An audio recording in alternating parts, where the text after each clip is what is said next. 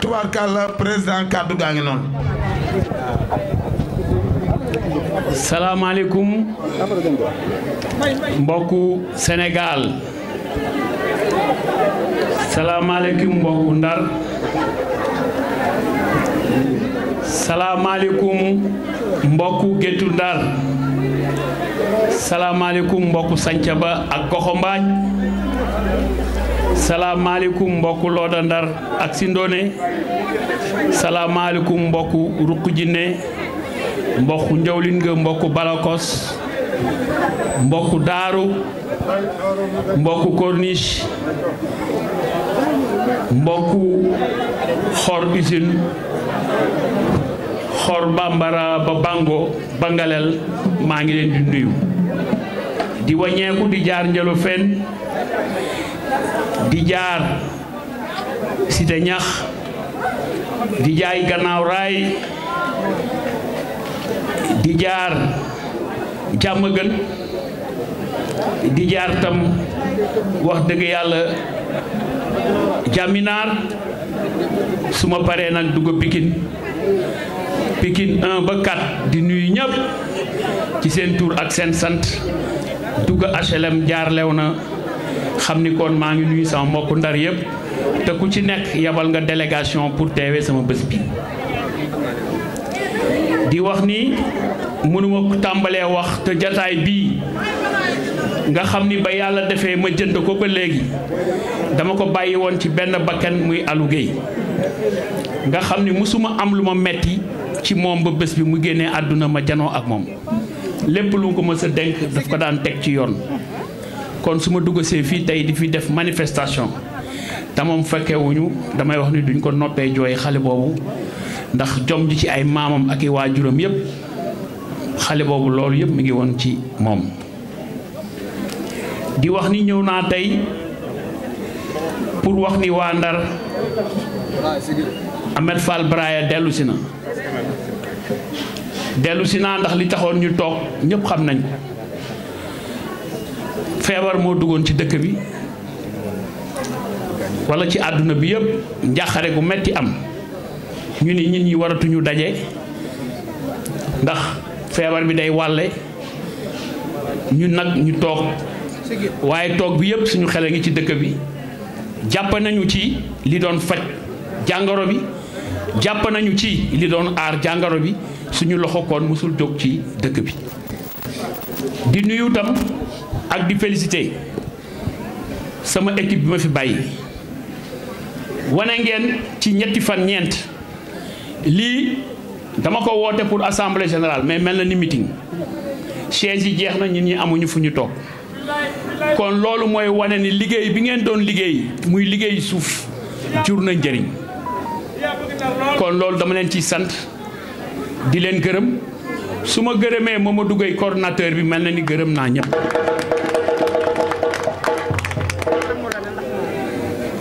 may wax ni tam ñëw nañ ci contexte bu difficile ndax feebar bi gàllankoor na économie mondiale ni mu gàllankoole économie mondiale noonu la accès ba suñu réew mi muy Sénégal tey yàlla dimbali nañu ba suñu autorités yi am matukaay bu dal ni feebar bi dellu na gannaaw kooku ñu bëgg ko ak ñu bañ ko victoire la ndax buñ ñu seetaanoon surtout fii ci Ndar nga xam ni gouverneur ak préfet dañu lëkkaloo ak autorités yi di xeex bés bu jot pour ñu ñu takk seen masque pour ñu ñu faagaru pour ñu ñu raxasu pour ñu ñu pompe pour ñu ñu sangu ñooñu foog ñu remercier leen ñu noppi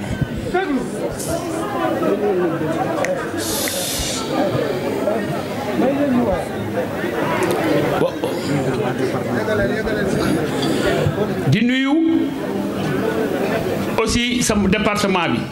ndax su ma waxee Ndar commune te dugguma Fass dem ba raw jaar Gandon dugg Gandiol am na lu ma bàyyi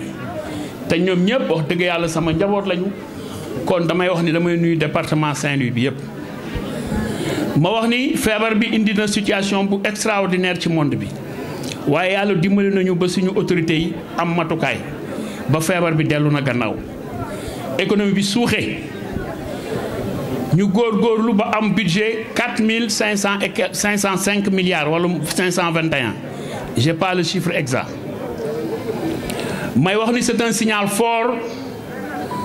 waaye nag lu budget bi màgg jafe-jafe yi ñu ngi fi jafe-jafe bi mu ci jëkk mooy mbirum pêche parce que boo demee ci xale yi direct rek yi fiy jógee di dem Espagne te waxoo feebar bi nekk ci pêche bi nan lañ koy saafara yaa ngi am looy bay pêche dafay wane ni lii xale yi di dem bitim réew nekk des milliers de personnes pêche li mu lënk ci emploi direct ak indirect kenn mënu ko natable kon damay jëkk a demander président de la République mu taxawal conseil présidentiel sur la pêche ñu jël fa ay décisions yu fortes li ci jiitu mooy nañu identifier recenser lépp loo xam ni licence de pêche te ñu octroyé ko ay bateau ci géej gi xam ñaata bateau fi nekk ndax war nañ fi nekk ndax waruñ fi nekk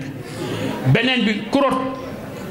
na recenser stock bi am ci géej gi parce que loolu mooy liggéeyam bu ñu xamee loolu ba pare nañu seet li nga xam ni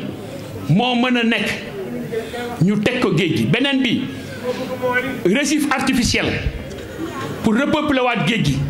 aire marine protégée yi nañ ci taxawaat parce que li géej mën a contenir ci emploi amul benn activité ci réew mi bu ko mën a contenir situation bi ngay gis yépp géej gu ñàkk jën moo ko waral xale yi dem découragé ci nekk daal di da ngay uti yoon parce que mënuñu toog te duñ dimbali seeni waajur bu ñu toogee seen avenir sombre il faut que ñu uti fu ñu yaakaare ëllëg pour mën a tekki kon je pense que fi mu nekk nii la première mesure à prendre c'est de tenir un conseil présidentiel sur la pêche doxe un signal fort aussi sur cette jeunesse-là cette jeunesse qui est en perdition qui n'ont pas une vision sur leur avenir et qui sont partis en dehors de ce pays pour émigrer pour pouvoir survivre il faut un signal fort bi à mon avis ça ne doit pas être 100 milliards on a un budget de 4 milliards 4500 milliards budget boobu dafay yokk chaque année nañu jël de manière volontariste plus de 300 milliards wala 400 milliards at mu jot ñu injecté ko ci jeunesse bi ak famille loolu bu amee parce que créé nañu CNEIS c'est vrai ñu ngi leen ciy féliciter mais CNEIS la plupart c'est des projets qu'il faut faire c'est des jeunes diplômés qui sont sans emploi ñu war leen jàppale et cetera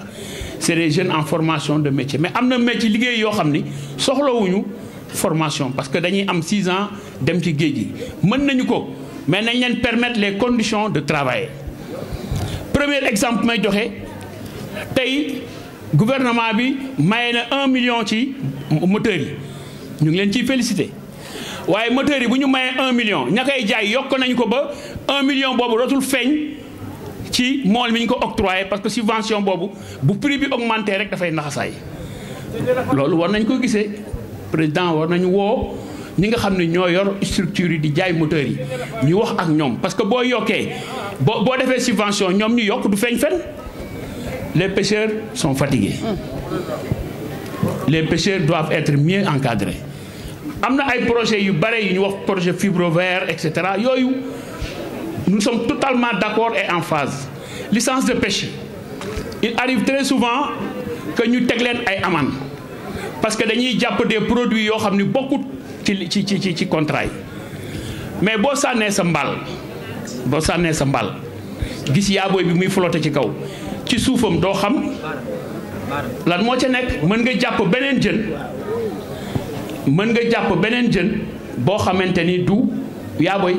soo ko teeree ñu dóor la ay amende yi bu baree boo soxlawaatee licence duñ la ko jox foog nga fay amende bi je pense que loolu tam war nañ fa ubbi waxtaan am benn partie bu état mën xool nu mu koy jëlee en charge di ko supporter pour moo li mën liggéey normalement ndax yeneen produits yi ñuy jàpp du nekk TF loolu bëgg naa aussi ñu waxtaan ci. donc je pense que de manière globale forcément il faut que ñu wax ci li nga xam ni mooy benn conseil bu ñuy tenir président de décision très forte jóge fa. On a parlé de relance de l'économie sur un conseil présidentiel mais am na secteur yoo xam ne ba léegi ñu ngi ci ay difficultés secteurs yooyu war nañ leen recenser identifier leen jàppale leen. Il y a des entreprises qui sont presque en faillite parce que dañuy liggéey ak état liggéey bi ñuy liggéey ak état toog nañu ay weer fay ñu leen donc c'est des difficultés. Je pense que loolu aussi war nañ ci wax. di wax tam ni li nga xam ni mooy xale yi di dem suñu protéger géej gi bu ñu waree suspendre même à la limite les licences de pêche différer ko recenser ko tegaat ko ci yoon géej gi amaat jën je pense que dootoo dégg xale bu dem dootoo dégg xale bu dem xale yi di dem di dee ci géej gi metti nañu bu doon seen sago ñu toog seen wetu waajur di dem géej di teer mais dama wax ni c'est une situation catastrophique alarmante et c'est une situation très difficile en tout cas neexuñu daam bi ñuy wax nii Assane musul toog ma organiser te ñëwul bokk ci jeunesse bi ci organisation bi di yéeg ak di jël chaise di teg et cetera Bouya la même chose donc ñooñu mun naa wax ni une bonne partie de mes militants bokk nañ ci ñi nga xam ne ci catastrophe bi leen dal ci la ñu bokk. Jamais plus ça je pense que loolu président war nga ci joxe de fortes annonces am ci de fortes décisions yu ñu ciy jël ba nga xam ni xale yi danañ gën am yaakaar 100 milliards c'est bien mais il faut aller au-delà des 100 milliards parce que y a des niches fiscales qui restent. Ce pays-là peut atteindre plus de 5 000 milliards par an en budget. Donc nañu identifier toutes les niches fiscales ñu xool nu ñuy augmenter recettes budget douanières yi ak recettes fiscales yi ba nga xam ni Sénégalais yi daañu gis seen bopp. Structures yi ak infrastructures yi c'est très bien defar tali baax na defar pont baax na waaye gestu population bi ñu sentir ni effort bi ñuy def bay augmenter budget bi effort boobu daañu ko ressentir ñoom parce que dañuy wàññeeku ci ñoom di leen financer financement yi nag doo leen jël kenn ba mu bëgg 30 millions nga jox ko déedéet nit day indi projet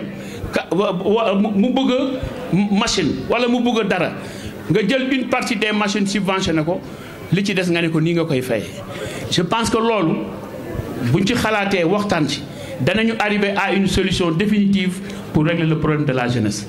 beneen bi dafa am lu ñuy réere mbir nañu bàyyi di wax Sénégal 16 millions d'habitants Sénégal terre d'accueil la boo xoolee li fiy guinéen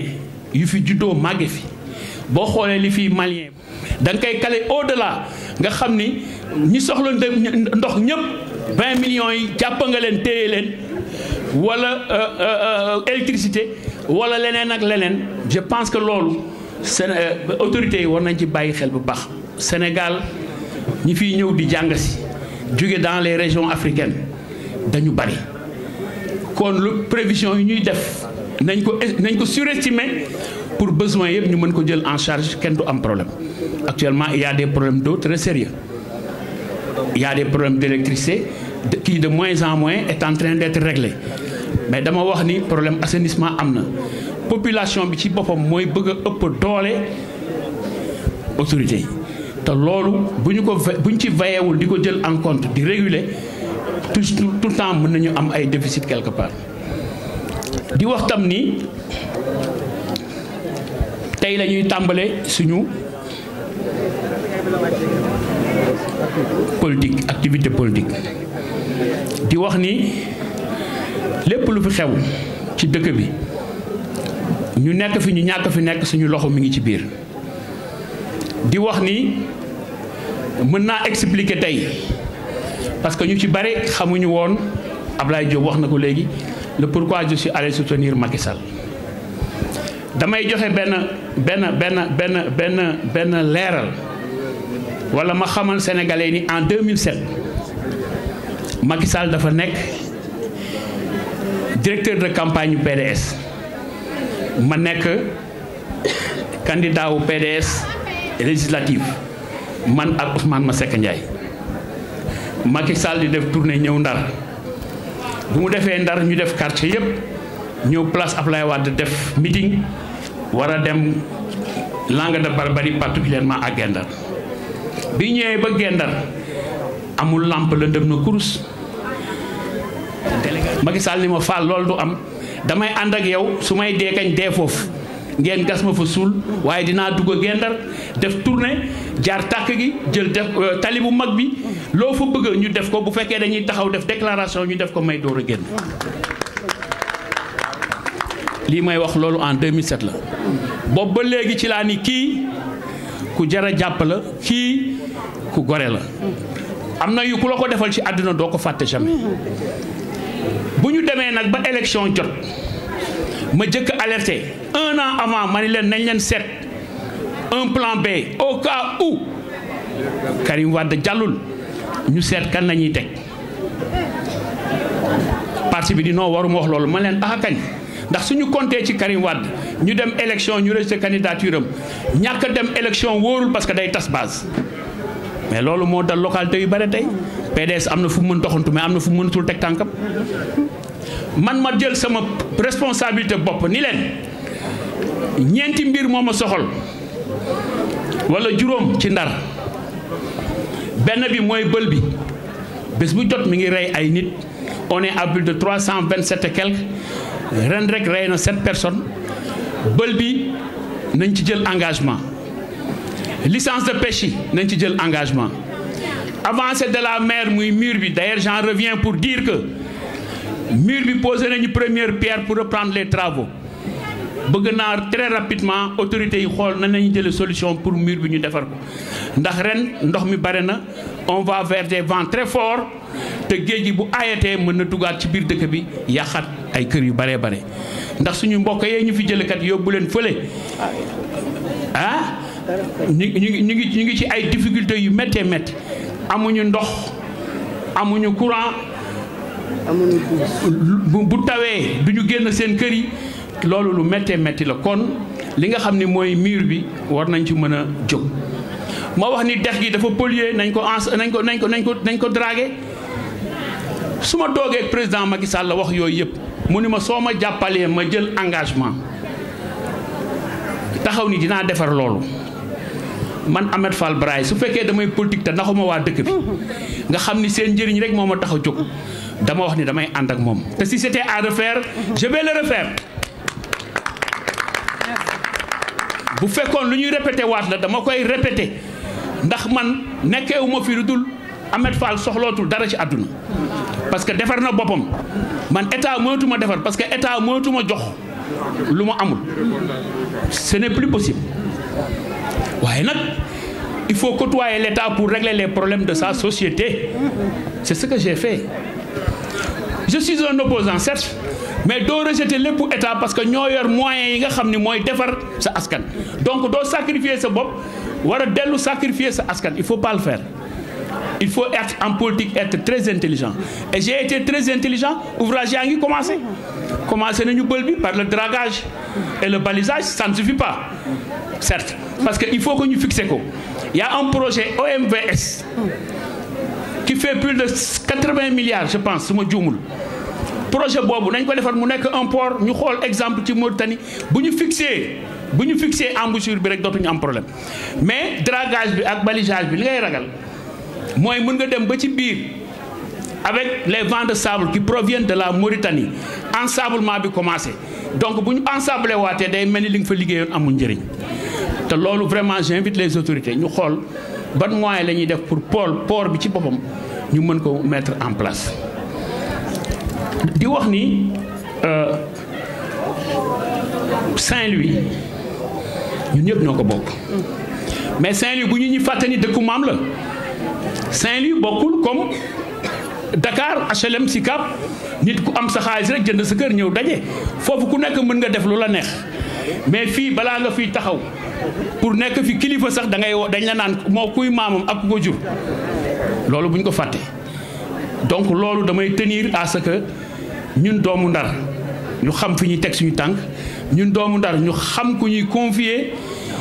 suñu devenir parce que c'est important ñun nag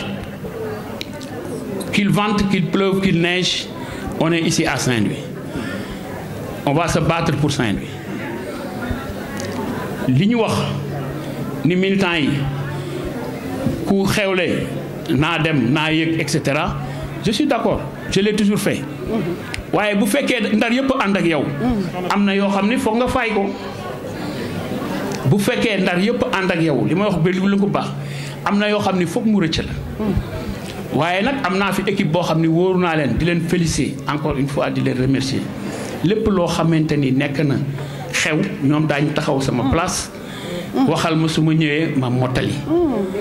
ñi ñuy yëg nag ak ñàkk a yëg di wax ni ñun ñëpp benn lañu Macky Sall si je suis opposant il n'est pas mon ennemi il n'est pas mon ennemi je l'ai soutenu et il sait que je l'ai soutenu te dama wax ni soutien boobu amal na njëriñ dëkk bi dama wax ni soutien boobu amal na njëriñ dëkk bi kon lii nga xam ni moom la ñu waxoon ba tax ma ànd ak moom nañu fexee wax dëgg yàlla loolu yëpp ñu matal ko commencé nañ ci bël bi ba ñu dajee Dakar wax naa ko ni ko Saint-Louis a besoin d'un deuxième pont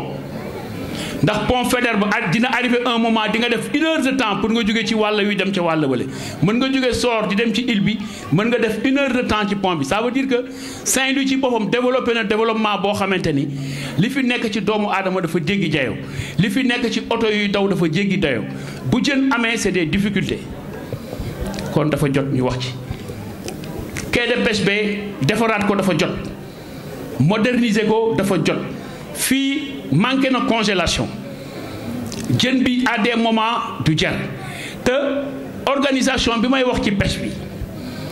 nii nañu seetaat licence yi mu am yoo xam ne sax même buñ ko mënee suspendre pour géej gi régénérer waat ñu créer ay récifs lépp yi bateau parce que plus de 50 bateaux 60 chaque année daañu ko dagg feeraay ci biir port ba di ko jaay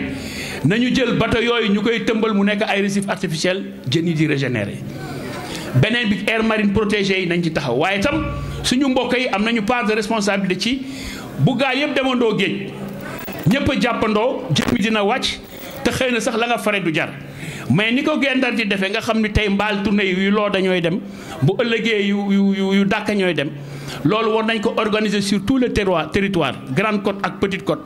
nga xam ni jën bi saa yu génnee dana jar te besoin bi saa yoo ko utee fekk ko fa gaal yëpp di bañ a demandoo parce que y a beaucoup de pirogues yoo xamante ni c'est des pirogues ba pêche artisanale la ñuy def te bu fekkee ñoom ñëpp dañu soobandoo jën bare jën bi day lamb seen frais du génn beneen bi tam produit bi day yàqu parce que bu ñu ko uteetee mën na ñàkk kon yooyu yëpp nekk na ay programme yoo xam ni autour d'une table la ñu mën a toog waxtaane ko pour xool na la ñuy régler le problème de la pêche damay wax ni encore une fois c'est des millions de Sénégalais qui sont autour de la pêche entre l'emploi direct et l'emploi indirect ils font des millions donc c'est un secteur qu'il faut préserver la ressource halieutique elle est importante elle est capitale te mooy nekk régulateur social bi ci gën a mag ci Sénégal ndax benn yaabooy boo ko amee ak kilo ceeb kër ga dootuñu xiif kon dans tout le Sénégal créer ay oto yoo xamante ni dañuy yóbbu poisson frais bi partout dans le pays loolu ça me paraît très important donc di wax tam ni xale yi nga xam ne dañu feebar fan yi nañu seetaat bu baax lan moo leen tax a feebar am na ñu naan ay algues la mais am na ñu wax ni am na bateau bu nekk ca biir géej di sotti fa ay produits chimiques wóoruma parce que man teguma ko bët mais nag autorités yi dem seeti loolu gëstu ko ba xam lan la parce que produits chimiques yi leen def noonu produit bi am na noo xam ne su ko baree mën a atteindre ressource bi heureusement que def nañ ci enquête ba wax ni maanaam produit yooyu laalul jën yi waaye kenn xamul ce que demain sera fait kon loolu ñu wax ni déjà am na ay bateau yu nekk ci biir géej gi bateau yooyu am na produit chimique yu ñuy déversé nañ ko seet bu dee dëgg la ñu xool bato boobu lu ko fa tax a jóg ak ko kan moo ko autorisé muy sotti produit yi foofu ndax xale yi gaañu bu mettil bari na Saint-Louisien yoo xam ne dañu jógee fii dem caaro yi di fa fele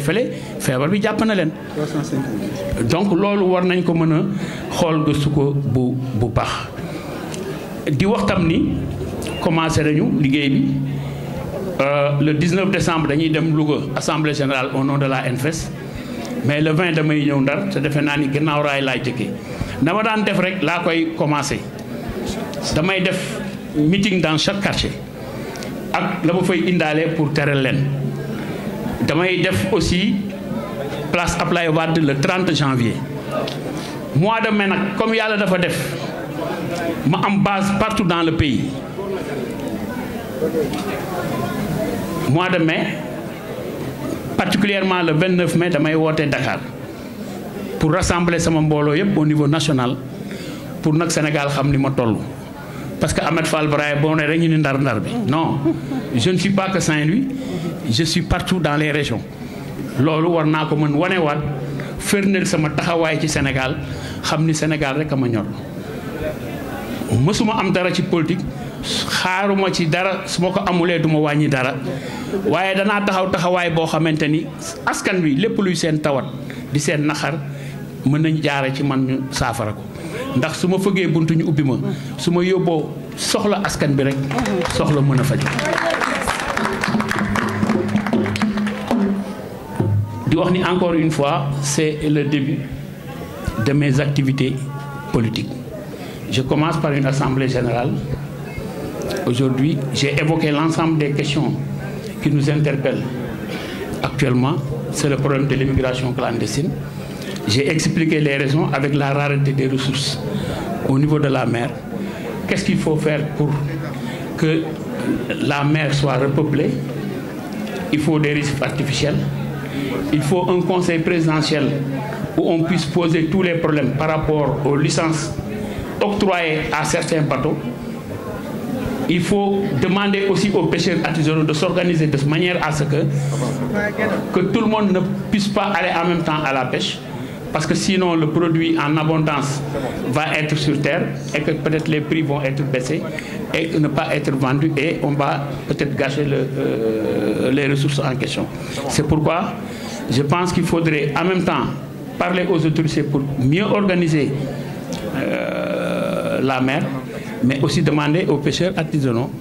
de s'organiser comme on fait à Guenda, où aujourd'hui c'est l'ordre, demain c'est TAC, etc., ainsi de suite. Il y a un problème de congélation. Le président, je l'ai entendu dire que le programme de congélation des quais de pêche dans tout le territoire du Sénégal va s'organiser. Nous le souhaitons parce que parfois il y a beaucoup de produits qui sont à terre. Je pense que tout ça, c'est des aspects sur lesquels nous devons tenir compte pour régler la question. Il y a l'avancée de la mer. Cette année, ça a beaucoup plu. Les vents vont venir vers le mois de décembre, janvier et même février. Je crois qu'il faut, la première pierre a été posée. Il faut qu'on fasse tout pour que quand même le mur soit réalisé, pour que Saint-Louis puisse être ancré. Parce que là-bas, à Khariala,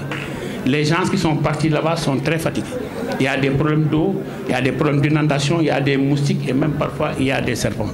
Je pense que ça, c'est des choses qu'il faut régler très rapidement. Pour l'émigration des jeunes, nous avons dit qu'il y a plus de... C'est des milliers de jeunes qui sont partis. Pourquoi faute d'emploi? Pourquoi? Parce que la plupart, c'est des pêcheurs et il y a des non-pêcheurs qui partent. Je pense qu'avec la création du CNEJ qui est important, les 100 milliards c'est important, mais je demande au gouvernement, nous avons un budget qui augmente d'année en année. Aujourd'hui, nous sommes à 4500 et quelques milliards. Que l'État, de manière volontariste, puisse mettre sur la table chaque année 300 milliards qu'il faut investir au niveau des jeunes et au niveau des femmes. Je pense que la population doit sentir la croissance par le biais des projets qu'ils ont entre leurs mains, entre jeunes et femmes, et que l'État puisse les accompagner à les réaliser. Je pense que tout cela, c'est des aspects qui me paraissent fondamentaux et qu'il faut régler très rapidement pour qu'on puisse régler les problèmes de la mer, les licences de pêche qui nous préoccupent beaucoup, la raréfaction des produits halieutiques Ensuite, je crois que de manière globale, le problème peut se régler autour d'une table. Et c'est pourquoi j'ai invoqué l'État du Sénégal à mettre en place un conseil présidentiel où toutes ces questions pourraient être discutées et des décisions directives pourraient sortir de là-bas. C'est tout ce que j'avais à dire et j'ai décliné le programme. Le 18, je suis à Louga pour l'Assemblée générale de la NFES. Je serai là le 19 et je vais commencer les tournées dans chaque quartier. Le 30 janvier, c'est la place Ablaye Wade. On va continuer à occuper le terrain. Au mois de mai, ce sera Dakar, parce que j'ai des militants un peu partout dans le pays et je compte les regrouper autour du stadium Demba Diop ou de Arena, je ne sais pas. En tout cas, avec l'équipe que j'ai autour de ma personne, on va s'organiser pour voir quelle est la décision et le lieu où on va organiser tout ça. En tout cas, je remercie tout le monde et je réitère mon engagement pour cette ville. Je suis revenu, je suis là et le lion est revenu comme on a l'habitude de le dire. Merci.